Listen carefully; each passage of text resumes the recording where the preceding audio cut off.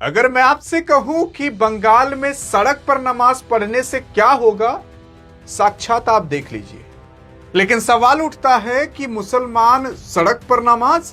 हां, क्योंकि बंगाल के अंदर इस तरीके से उपद्रवता पहुंच चुकी थी कि भाई साहब, कुछ ऐसे बांग्लादेशी मुसलमान जो बंगाल के अंदर बसे हैं, मुसलमानों को बदनाम करने के लिए वो फेक न्यूज फैलाया करते थे।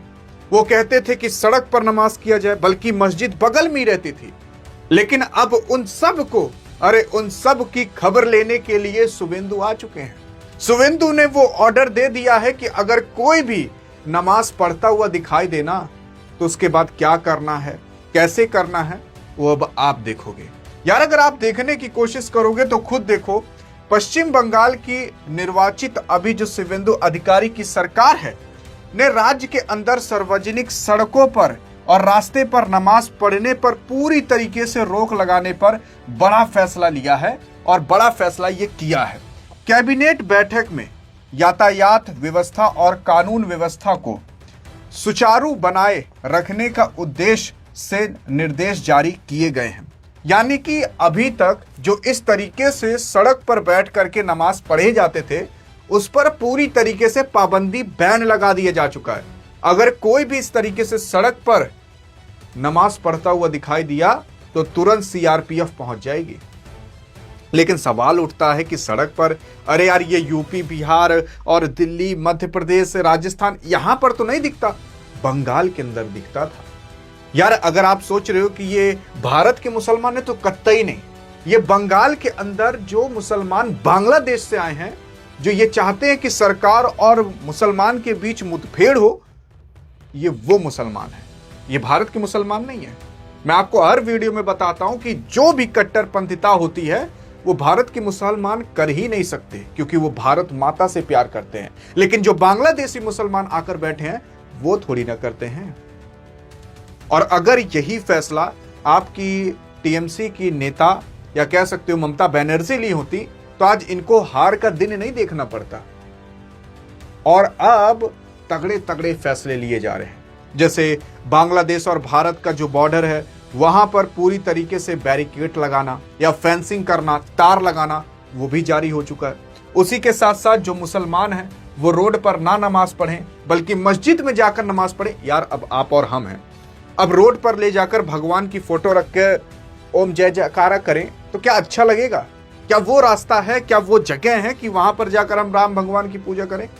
कि एक स्थान होता है, स्वच्छ स्थान, कि पता लगा बगल में ही लोग पेशाब किए हैं, बगल में ही लोग थूक रहे हैं, वहीं पर आप जाकर पूजा करो, क्या वो भगवान की जगह है? रोड तो वैसी जगह होती है भारत के अंदर, आपने देखा ही होगा। तो वहां पर भगवान की पूजा करना नहीं ठीक पड़ता। भगवान की पूजा मंदिर में होती है, पढ़ाई स्कूल में होती है, सेवा घर में होती है। लेकिन अब ये जो बांग्लादेशी मुसलमान हैं जो बंगाल के अंदर आकर बसे, उनको कौन समझाए? उनको कौन समझाए? और उन्हीं के चक्कर में भारत के मुसलमान पेरे जाते हैं। अब मैंने आपको बताया है, मैंने आपको बताया है कि आज जितने भी मुसलमान बदनाम हुए हैं, वो बदनाम केवल और केवल पाकिस्तान मुसलमान और बांग्लादेश के मुसलमानों की वजह से हुए हैं। जानते हो क्यों? क्योंकि वो मुसलमान पाकिस्तान के और बांग्लादेश के ही इस पूरी दुनिया के मुसलमान को बदनाम करके रखे हैं। आज मुसलमान नाम सुनते ही आतंकवादियों का चित्र क्यों छप जाता है लोगों के मन में? पाकिस्तान और बांग्लादेश की वजह से। क्या भारत के मुसलमानों का नाम सुनकर आपके चित्र छपता है? ऐसा नहीं। लेकिन अगर मैं पाकिस्तान के मुसलमान या बांग्लादेश का मुसलमान कह दूं तो आपके मन में छप जाएगा ये चित्र, क्योंकि वही बदनाम किए। पूरी दुनिया के अंदर 57 कंट्री मुसलमान हैं। क्या ईरान का नाम लिया जाता है या इजिप्ट का नाम लिया जाता है या फिर किसी भी देश का आप नाम ले लो जो मुसलमान कंट्री हैं, क्या उन लोगों का नाम सुनकर आपके दिमाग में कभी ये चित्र आतंकवादी वाला छपता है? चलिए, ओमान का नाम ले लिए, यमन का नाम ले लिए, यूएई का नाम ले लिए, सऊदी अरब का नाम ले लिए, तो क्या आपके मन में छपा चित्र आतंकवादियों का? लेकिन ये सारी मुसलमान की कंट्री है। लेकिन पाकिस्तान, याद करिए कोई चित्र तो छपेगा आपके अंदर आतंकवादियों का चित्र, ऐसे गन लेकर खड़े रहेंगे, बड़ी बड़ी दाढ़ी रहेगी। तो ये बदनाम किए और इन्हीं की वजह से मुसलमान आज भारत के अंदर बदनाम है। कहते हैं ना कि गेहूं के साथ घुन भी पेरा जाता है, वैसी सेम यहां पर हो रहा है। अब दूसरी चीज देखते हैं। अगर आप देखने की कोशिश करोगे तो खुद देख सकते हो यहां पर क्या क्या हुआ है। बांग्लादेश के अंदर इस तरीके से रोड पर नमाज पढ़ी जा रही थी, रोड को जाम किया जा रहा था, व्यवस्थाओं को भंग किया जा रहा था, लोग आ जा नहीं पा रहे थे, और अब वहां पर सीआरपीएफ लगाकर पूरी तरीके से स्वच्छ करा दिया गया है। कोलकाता के जो राजा बाजार में बड़ा हंगामा हुआ था वो इसी की वजह से हुआ था कि यार लोग रोड पर आकर नमाज पढ़ रहे हैं। देखो यार, पुलिस की सख्त कार्रवाई 15 मई 2026 की जुमे की जो नमाज के दौरान कोलकाता के राजा बाजार इलाके में कुछ लोग सड़क पर नमाज पढ़ने की जिद पर अड़ गए थे। वही जिद पर वही अड़े होंगे जो बांग्लादेशी मुसलमान होंगे। वो सोच रहे होंगे कि प्रशासन और मुसलमानों के बीच लड़ाई कराएं। फिर उसके बाद मौके पर मौजूदा पुलिस बल ने सरकारी आदेश का हवाला देते हुए उन्हें सड़क खाली करने को कहा। उसके बाद तनाव और नारेबाजी हुई। उसके बाद जो केंद्रीय बल यानी कि सीआरपीएफ थी उसने 15 से 20 मिनट के अंदर वो सब कुछ साफ करा दिया। अब मतलब बल का इस्तेमाल करना पड़ा। तो इसी तरीके से ये सुधरने वाले हैं और इनको सुधारना जरूरी है। भारत के मुसलमानों के नहीं, जो बल्कि पाकिस्तान या बांग्लादेश के मुसलमान आकर वेस्ट बंगाल के अंदर बसे हुए हैं, उनको सुधारना जरूरी है, ताकि उनके मुंह से भी ना भारत माता की जय का ही नारा निकले।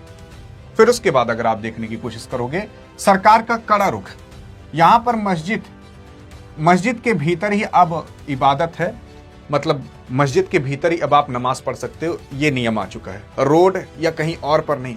उसी के साथ साथ रेड रोड पर भी पाबंदी लगा दी गई है। वेस्ट बंगाल के अंदर एक रेड रोड करके नाम की जगह है, कोलकाता में है, वो प्रसिद्ध रोड है। वो एक बहुत मतलब प्रसिद्ध इलाका भी माना जाता है, जहां पर पूर्व ईद त्योहार पर बड़े पैमाने पर लोग सार्वजनिक नमाज आयोजित करते थे और फिर वहां सड़क पर और बाकी अन्य जगह नमाज पढ़े जाते थे।